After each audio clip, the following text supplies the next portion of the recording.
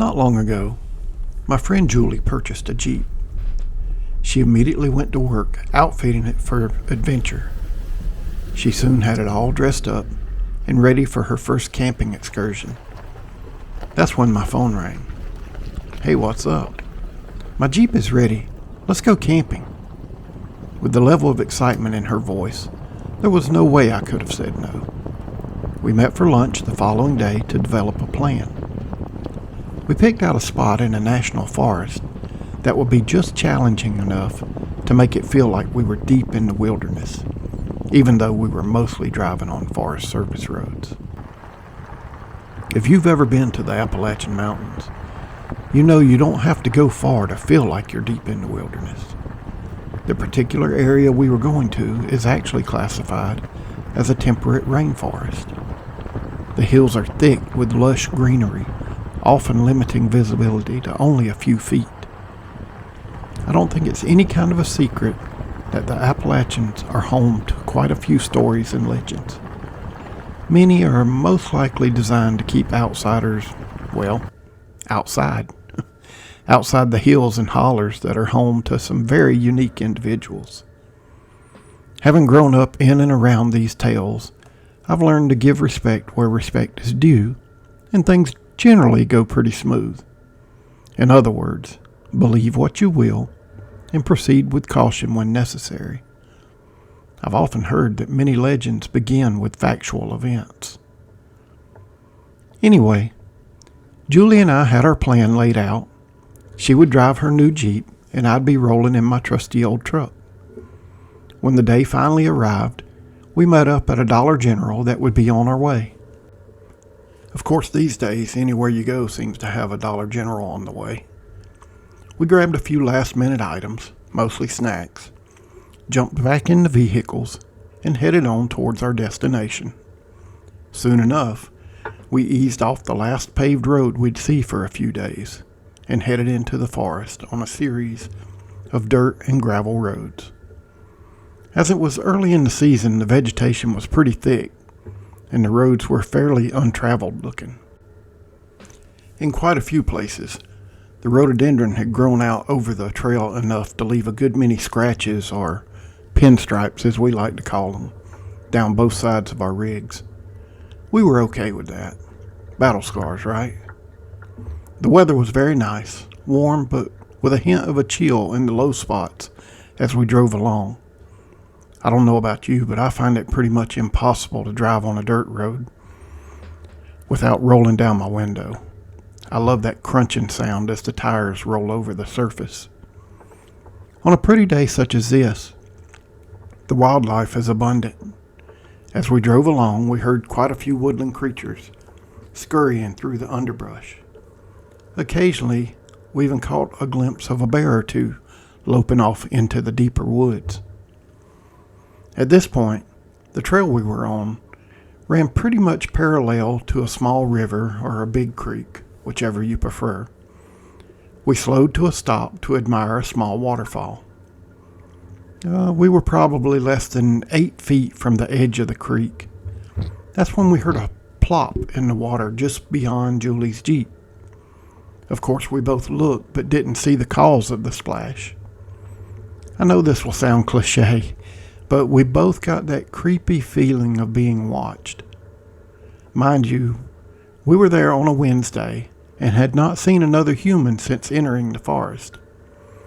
Here we were deep down in a valley that looked like a South American jungle. We heard a noise but couldn't see the source. For sure, our minds started playing tricks on us. That being said, we decided to move on towards camp.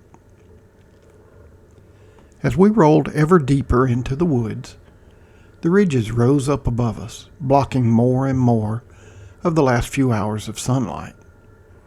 I was in the lead and driving along, watching my GPS so as not to miss the hidden turn that led down to our dispersed campsite. My GMRS radio came to life as I heard "Snow White to Red Dog" come across the speaker. Snow White, of course, being Julie's handle for the day. Her Jeep is white. And Red Dog being my usual radio name for my truck. I lift the Mike, and I responded, "What's up?" "Did you see that?" "No, what was it?" "I'm not sure. Maybe it was a bear." "Wow, where did you see it?"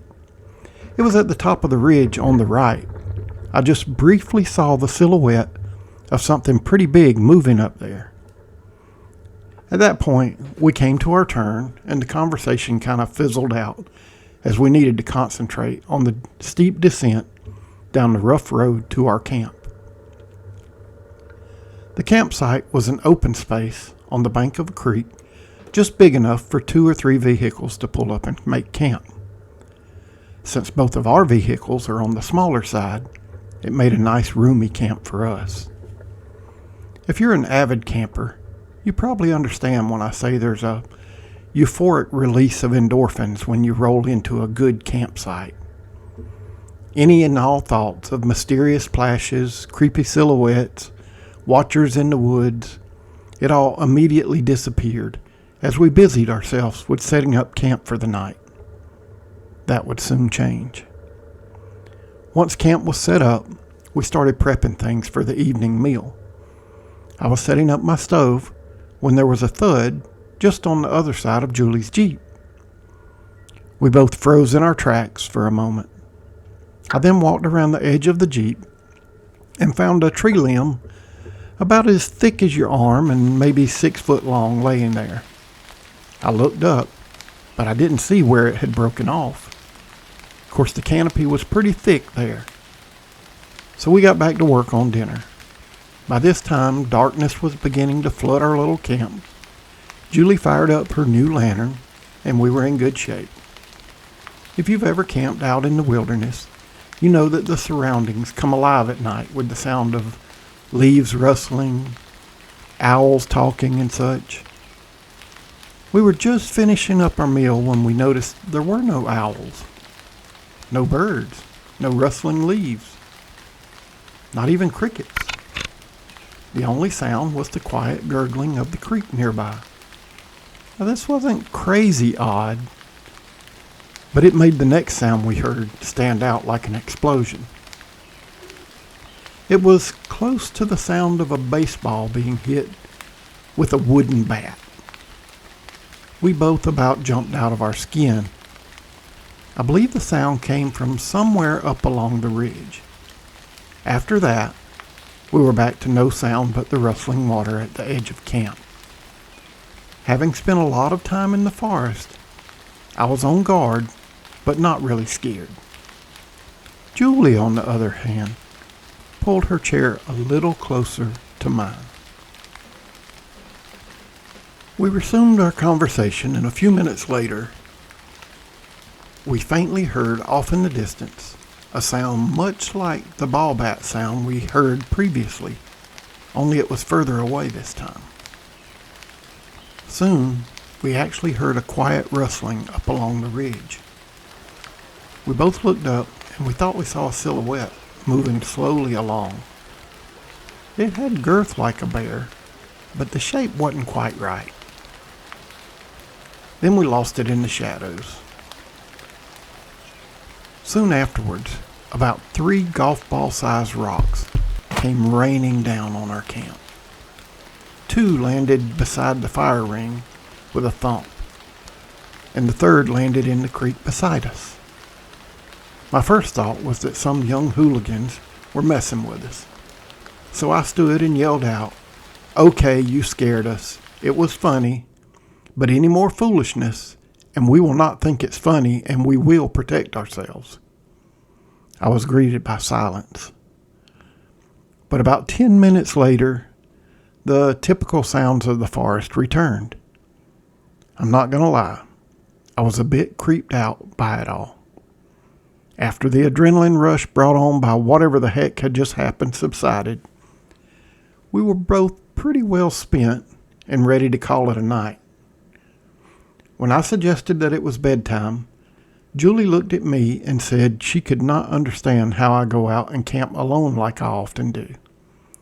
I chuckled and told her, "You just have to put it out of your head." As I started walking towards my truck, she sheepishly asked if I would mind sleeping in her rooftop tent with her. I agreed, and we crawled up and were fast asleep in no time. As the sun lit up our camp the next morning, we woke up refreshed with the whole thing behind us. I climbed down to start up some coffee to get us going when I noticed that the trail coming down into the camp was blocked with a good-sized tree laying across it. That was enough for me. I told Julie to start packing up her camp. I didn't really have anything out to pack up as we had used her new equipment for most everything. I went around to the front of my truck to pull out my winch line so that I could drag the tree out of our path when I saw a dead rabbit laying directly in front of my truck. I glanced around and saw a second dead rabbit right in front of Julie's Jeep. For whatever reason, something stood out to me. Now, our camp was right beside a creek, so everything was damp, the ground was very soft. But the only tracks to be seen belonged to me and Julie. Not even prints where the rabbits may have hopped into the camp and killed each other. As quickly as I could, I pulled my winch and moved the tree enough for us to skedaddle out of there. Once we were up on the Forest Service Road and headed out, there was a momentary barrage of pebbles hitting the road all around us, with a few even hitting our vehicles. We drove pretty hard getting back out to the blacktop. Once we were there, we pulled over. Julie bounded out of her vehicle and ran to me with tears streaming down her cheek. I got her calmed down, and as we were climbing in our rigs, she told me that she would never, ever go solo camping. Ever.